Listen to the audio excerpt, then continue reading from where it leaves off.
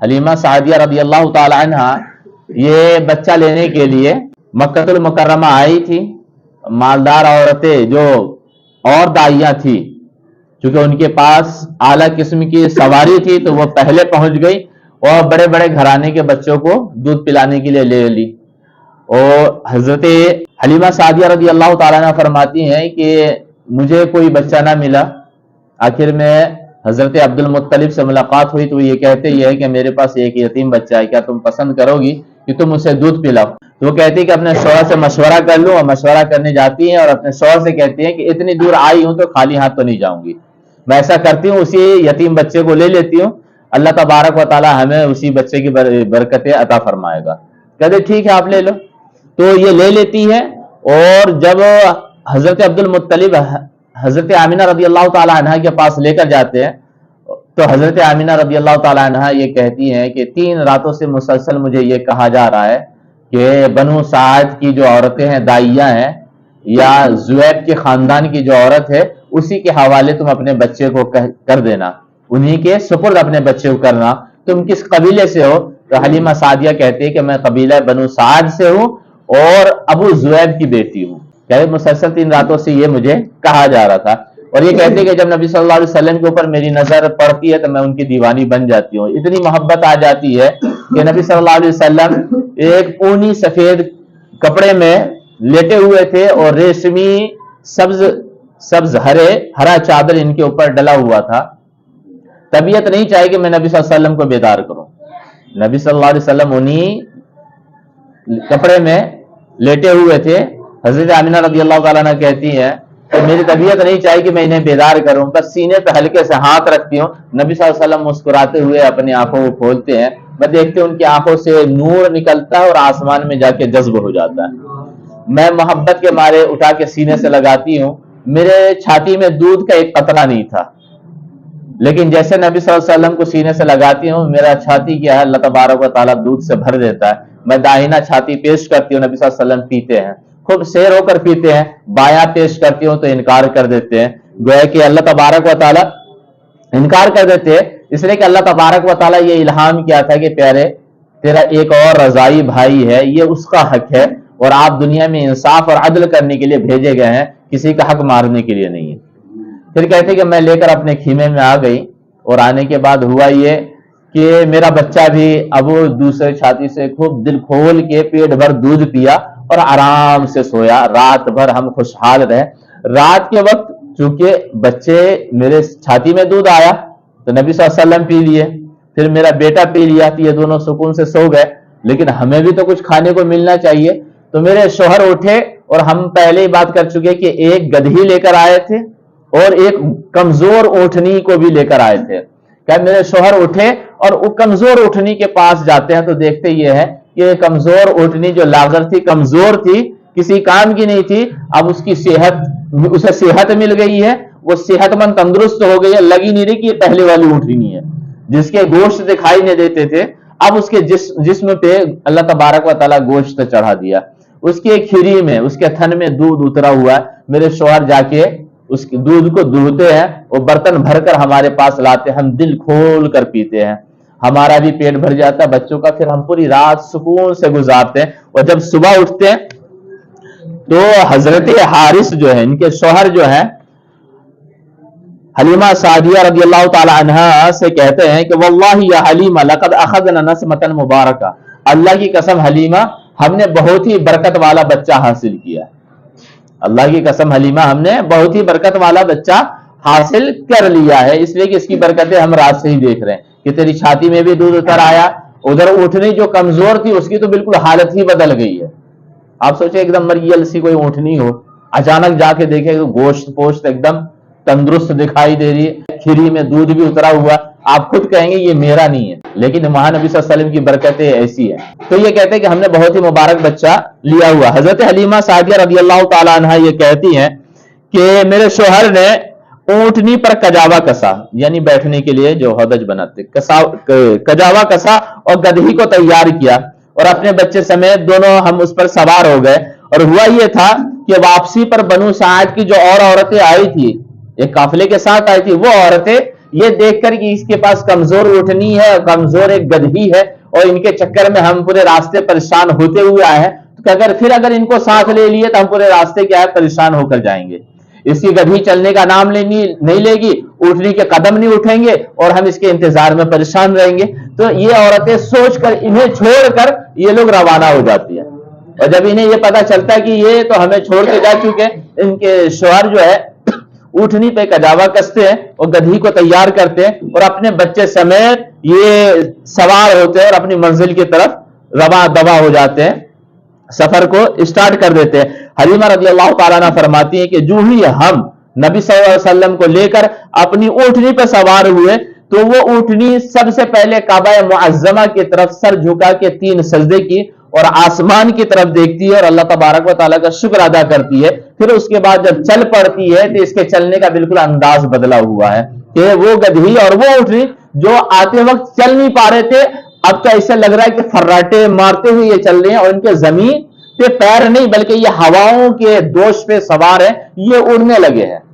یہ کہتے ہیں کہ ہم اس پہ سوار ہوئے تو ہمیں ایسا لگا کہ اب میری گدھی اور میری اونٹنی یہ اڑ رہے ہیں، چل نہیں رہے۔ اور حضرت حلیمہ سعدیہ رضی اللہ تعالیٰ عنہ یہ فرماتی ہے کہ مجھے یہ دیکھ کر تعجب ہوا کہ جب ہماری سواری چل رہی ہے تو نیچے ان کے پیروں کے تلے اللہ تعالیٰ زمین کو سمیٹ دے رہا ہے۔ اس کی وجہ سے جو قافلے والے ہم سے پہلے جا چکے تھے ہم انہیں پار کر گئے، اور جب وہ لوگ یہ دیکھے کہ ہم ان کے آگے بڑھ رہے ہیں اور ہماری گدھی ایک دم فراٹے مارے جا رہی ہے اور اونٹنی بھی دوڑ رہی ہے اور اس رفتار سے جس کا کوئی حساب نہیں ہے، تو وہ لوگ کیا کہتے کہ ہائے حلیمہ رک جا ہمارے لیے۔ حلیمہ سعدیہ رضی اللہ تعالی عنہ یہ فرماتی ہے کہ جس نے سارے قافلے کو آتے ہوئے پریشان کر دیا تھا، میں اپنے بچے کو لے کر جب اس پہ سوار ہوئی تب اس کی حالت ہی بدل گئی تھی، یوں تیزی سے قدم اٹھاتی تھی کہ قافلے کی ساری سواریاں پیچھے رہ گئیں، وہ گویا چل نہیں رہی تھی بلکہ اڑ رہی تھی، وہ چل نہیں رہی تھی بلکہ اڑ رہی تھی۔ قافلے والیاں چیخ اٹھی، کہنے لگی اے زویب کی بیٹی ہمارے لیے تھوڑا رک جا، ہم پہ رحم کر، ہم بھی تیرے ساتھ چلنا چاہتے ہیں، اور اپنی گدھی کو آہستہ چلا۔ بھلا یہ تو بتا یہ وہی پہلے والی گدھی ہے، یہ تیری اونٹنی پہلے والی ہے، یا تو نے کہیں اور سے کوئی دوسرا ہی سواری حاصل کر لیا ہے؟ حضرت حلیمہ سعدیہ رضی اللہ تعالی عنہ یہ بیان کرتی ہیں کہ نہیں، یہ سواری تو وہی ہے، گدھی بھی وہی ہے، اونٹنی بھی وہی ہے، بس اس پہ اب نبی کونین صلی اللہ علیہ وسلم سوار ہے تو ان کی برکتیں ہیں کہ میری سواری چل نہیں رہی ہے بلکہ اب اڑنے لگی ہے۔ نبی صلی اللہ علیہ وسلم کی یہ برکتیں تھی۔ حضرت حلیمہ سعدیہ رضی اللہ تعالی عنہ یہ فرماتی ہیں، علامہ ابن سعد یہ روایت کرتے ہیں کہ یہودیوں کی ایک جماعت سے حضرت حلیمہ سعدیہ رضی اللہ تعالی عنہ کا گزر ہوا۔ حضرت حلیمہ سعدیہ رضی اللہ تعالی عنہ کہاں سے گزری؟ یہودیوں کی جماعت کے پاس سے۔ انہوں نے کہا کہ تم نے اس بچے کو کہاں سے حاصل کیا؟ میں تمہیں یہ بتا سکتا ہوں کہ جب یہ اپنے ماں کے پیٹ میں تھا تو کیا کیا حالات دنیا میں ظاہر ہوئے، کیا کیا واقعات رونما ہوئے، ہم یہ بھی بتا سکتے ہیں۔ اس کی ماں نے کیا کیا دیکھا ہم یہ سب بھی بتا سکتے ہیں، اور ان کی ولادت کے وقت کیا عجائبات ظاہر ہوئے یہ بھی ہم بتا سکتے ہیں۔ پھر یہودیوں نے ایک دوسرے سے کہا کہ اس بچے کو قتل کر دو، تو پھر انہوں نے آپس میں ایک آخری سوال کیا قتل کرنے کا کہ اس بچے کو قتل کر دو۔ پھر انہوں نے پوچھ لیا کیا یہ بچہ یتیم ہے؟ اس لیے کہ یہ اس بچے کو دیکھ کے وہ سب کچھ جان چکے تھے اور یہ بھی جانتے تھے جو آخری نبی ہوں گے وہ یتیم ہوں گے، تو وہ لوگ یہ کنفرم کرنے کے لیے کہ وہ وہی ہیں یا نہیں ہے، حضرت حلیمہ سعدیہ رضی اللہ تعالی عنہا سے پوچھتے ہیں کیا یہ بچہ یتیم ہے؟ حضرت حلیمہ سعدیہ رضی اللہ تعالیٰ عنہ جب یہ سن لیتی ہے کہ یہ قتل کی پلاننگ چل رہی ہے فوراً کہتے کہ نہیں، میں اس کی ماں ہوں اور یہ اس کے والد ہے، یہ بچہ یتیم نہیں ہے۔ تو وہ لوگ کہتے ہیں کہ اگر یتیم نہیں ہے تو یہ وہ بچہ نہیں ہے جس کے بارے میں ہم لوگ جانتے ہیں۔ اس کی بات اس سے یہ پتہ یہ چلتا ہے کہ اس وقت کے یہودی اس بات سے اچھی طرح واقف تھے کہ سید الانبیاء کون ہوں گے، سید الانبیاء صلی اللہ علیہ وسلم کی علامتیں کیا ہیں، ان کی خصوصیات کیا، ان کے اوصاف کیا ہوں گے، جو لوگ بچپنے میں ہی دیکھ کر پہچان لیتے تھے۔ جب نبی صلی اللہ علیہ وسلم اعلان نبوت کیے اس وقت جب انہوں نے انکار کیا کچھ نہ کچھ تو راز کی بات ہوگی۔ ابو جہل مٹھی میں کنکری لے کر آیا تھا نا، اور یہ کہا تھا کہ بتاؤ میری مٹھی میں کیا ہے، تو نبی صلی اللہ علیہ وسلم کیا کہتے کہ میں بتا دوں یا تیری ہاتھ میں جو ہے مٹھی میں جو ہے وہی بتا دے کہ میں کون ہوں؟ کہا ہاتھ میں جو ہے اگر وہ بتا دے تو اچھی بات ہے۔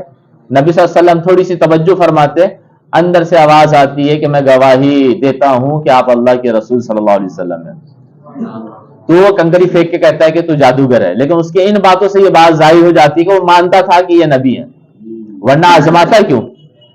وہ مانتا تھا کہ جو نبی ہوتے ہیں وہ معجزہ کے ساتھ دنیا میں آتے ہیں، اور نبی صلی اللہ علیہ وسلم اس کے ہر ایک مطالبے کو پورا کر دیتے تھے، کہ وہ جو بھی کہا کہ یہ کریے نبی صلی اللہ علیہ وسلم کر دیتے تھے، لیکن پھر بھی نہیں مانا. کیوں؟ صرف اس لیے کہ ہٹ دھرمی، کہ اگر اسے مان لیں گے تو ہماری سرداریت ختم ہو جائے گی. یہودی اور عیسائی جو انکار کیے صرف اس وجہ سے کہ اگر ہم نے انہیں مان لیا تو ہماری سرداریت ختم ہو جائے گی، اور بنو اسرائیل کا اور یہودیوں کا اور عیسائیوں کا مرتبہ کیا دنیا سے گھٹ جائے گا. یہی چیز ہمیں اور آپ کو سمجھنے کی ضرورت ہے. ناک کی لڑائی ہم لوگ نہ کرے کریں، اپنی ناک اونچی کرنے کے چکر میں نہ رہے. عزت اور ذلت دینے والا اللہ تبارک و تعالیٰ ہے، وہ جسے چاہے جتنا چاہے اتنا دیتا ہے، اور جو چاہتا ہے وہ دیتا ہے. وہ جسے چاہتا ہے عزت دیتا ہے، جسے چاہتا ہے ذلت دیتا ہے. آپ کیا کہہ سکتے؟ دینے والا وہ ہے، وہ اپنی مشیت کے اعتبار سے کام کرتا ہے. ہمیں اس کے اعتبار سے چلنا، وہ ہمارے اعتبار سے نہیں چلے گا. یہ بات سمجھ میں آ رہی؟ تو کسی کو عزت مل رہی ہے تو جلنے کی ضرورت نہیں ہے، اور کسی کو ذلت مل رہی تو بھی جلنے کی ضرورت نہیں ہے. اب حضرت حلیمہ سعدیہ رضی اللہ تعالی عنہ اپنے قافلے والی عورتوں کے ساتھ جب چل رہی تھی تو نبی صلی اللہ علیہ وسلم کی برکتیں شیئر کرتی ہے کہ ارے جب سے ہم نے یہ بچہ لیا ہمارے ساتھ یہی ہو رہا ہے. جب یہ شیئر کرتی ہے تو شیئر کرنے کے بعد کیا کہتی ہے؟ رأیت الحسد من بعض النساء، کہ میں جن عورتوں کے ساتھ تھی ان میں سے بہت ساری عورتیں مجھ سے حسد اور جلن کرنے لگی تھی، مجھ سے حسد کرنے لگ گئی تھی، مجھ سے جلنے لگ گئی تھی کہ اتنا مبارک بچہ اسے مل گیا ہمیں نہیں ملا. اسی لیے ایک چیز تو یہ بھی ہمیں سمجھ لینی چاہیے کہ کسی کو حقیر نہیں سمجھنا چاہیے. کوئی بن باپ کا ہے ہم لوگ سمجھ لیتے کہ ارے کس کام کا. اللہ تعالیٰ کب کس کو کون سا عہدہ کون سا مقام عطا کر دے کوئی نہیں جانتا. یہ بات سمجھ میں آ رہی تھی؟ کسی کو حقیر نہ سمجھے، بس اتنا سمجھے کہ جس رب نے مجھے پیدا کیا اسی رب نے اسے بھی پیدا کیا ہے. جو رب مجھے سے محبت کرتا ہے وہ رب اس سے بھی محبت کرتا ہے، ورنہ رکھتا کیوں دنیا میں؟ تو کبھی اگر غصہ بھی کسی پر آئے تو یہی سوچ کے معاف کر دیا جائے کہ یہ بھی اسی رب کا بندہ ہے جس رب کا میں بندہ، یہ بھی اسی رب کی عبادت کرتا ہے جس رب کی میں کرتا. ہاں جب شریعت کی بات آ جائے گی تو پھر ہم کسی کا نہیں دیکھتے، لیکن آپس میں اتحاد و اتفاق قائم و دائم رکھے، کسی کو گھٹیا اور حقیر نہ سمجھے. آپ دیکھو کہ وہ عورتیں کس وجہ سے نبی صلی اللہ علیہ وسلم کو چھوڑ دی تھی کہ یتیم ہے ہمیں کیا دے گا، یہ یتیم ہے ہمیں کیا دے گا. لیکن حلیمہ سعدیہ رضی اللہ تعالی عنہا کو جتنا ملا اتنا کائنات میں پھر کسی کو نہیں ملا. آپ دیکھیں جو عورتیں چھوڑی تھی ان کا نام پتہ ایڈریس ہمیں نہیں معلوم، لیکن ہمیں یہ معلوم ہے کہ حضرت حلیمہ سعدیہ رضی اللہ تعالی عنہا کون ہے، ان کے باپ کا نام کون ہے، ان کے شوہر کا نام کیا ہے، ان کے بیٹے کا نام کیا ہے، ان کی بیٹی کا نام کیا ہے، یہ کس طرح کے گھر میں رہتی تھی، ان کے گھر میں چراغ جلتا تھا یا نہیں چلتا، یہ ساری ڈیٹیل کے ساتھ ہمیں معلوم ہے. اور 1400 سال بعد ہم یہاں بیٹھ کے ان کا تذکرہ کر رہے ہیں صرف کس وجہ سے کہ اللہ تبارک و تعالیٰ نے انہیں ایک شرف عطا کیا کہ یہ نبی صلی اللہ علیہ وسلم کی داعیہ بنی. ہم کہاں پیدا ہوئے؟ ہمیں جو داعیہ پیدا کیا ہم اس کا نام نہیں جانتے، جو ہاسپٹل میں پیدا ہوئے ہاسپٹل کا نام نہیں جانتے. لیکن 1400 سال بعد نبی صلی اللہ علیہ وسلم کو جو بچی کھلایا کرتی تھی، لوریاں دیا کرتی تھی، ان لوریوں کو بھی جانتے، اس بچی کو بھی جانتے، اس کے نام کو بھی جانتے. یہ نبی صلی اللہ علیہ وسلم کی برکتیں ہیں. وہ چھوڑیں آپ ہم لوگ سے سوچیں ہم لوگ کی کیا حیثیت ہے. اس نبی صلی اللہ علیہ وسلم کے بارے میں میں زیادہ پڑھا تو یہاں بیٹھ کے بیان کر رہا ہوں، آپ سن رہے تو دوسروں سے زیادہ افضل آپ ہو گئے. یہ مرتبہ کمال کون عطا کر رہا ہے؟ نبی صلی اللہ علیہ وسلم کے ماننے اور جاننے کا بھی. بھائی آپ کسی آدمی کو اٹھا کے یہاں بیٹھا سکتے ہو، آ جا بھیا نماز پڑھا دینا، نہیں. عالم کون بنتا ہے؟ نبی صلی اللہ علیہ وسلم کی زندگی کے بارے میں جو جتنا زیادہ جانتا ہے سمجھو اتنا ہی بڑا عالم ہے. ہم اتنا ہی زیادہ اسے فوقیت دیتے ہیں. کوئی بڑے عالم صاحب آ جائیں تو بھائی ہم یہ جگہ چھوڑ کے وہاں بیٹھ جائیں گے، حضرت آپ آ جائیں آپ کچھ واضح و نصیحت کر دیں. ان سے بڑے آ جائیں تو وہ کھسک جائیں گے، حضرت آپ آ جائیں. ان سے بڑے آ جائیں تو وہ کھسک جائیں گے، وہ آپ آ جائیں. یہ کمال و مرتبہ کون عطا کیا؟ نبی صلی اللہ علیہ وسلم سے تعلق و نسبت نے ہمیں عطا کر دیا. تو نبی صلی اللہ علیہ وسلم سے ہمارا جتنا گہرا تعلق ہوگا ہمیں دنیا میں اتنا ہی فائدہ اتنی عزت مل رہی ہے، تو سوچے قیامت میں کتنی ملے گی. میں یہ سوچ رہا ہوں کہ ہم نبی صلی اللہ علیہ وسلم کے دیوانے بنے، صرف نام لے رہے ہیں، ان کے بارے میں تعریف و توصیف کر رہے ہیں، تو میں یہاں فرنٹ پہ بیٹھا ہوں آپ سامنے ہیں، تو دنیا میں اللہ تعالیٰ اتنی عزت عطا فرما دیا تو قیامت میں کتنی عطا فرمائے گا پھر اندازہ کر سکتا ہے. یہ نبی صلی اللہ علیہ وسلم کی برکتیں ہیں، لیکن لوگ جلدی سوچتے نہیں ہیں ان باتوں پہ، اس لیے کہ دنیا کی باتوں میں اتنا انسان ڈوب گیا ہے نا کہ ان باتوں پہ سوچنے کا اس کے پاس موقع نہیں ہے. یہ بات سمجھ میں آ رہی؟ تو ہم اس پہ آگے مزید کل بات کریں گے کہ وہ گھر لے کر جاتی ہیں تو کیا کیا برکتیں ظاہر ہوتی ہیں.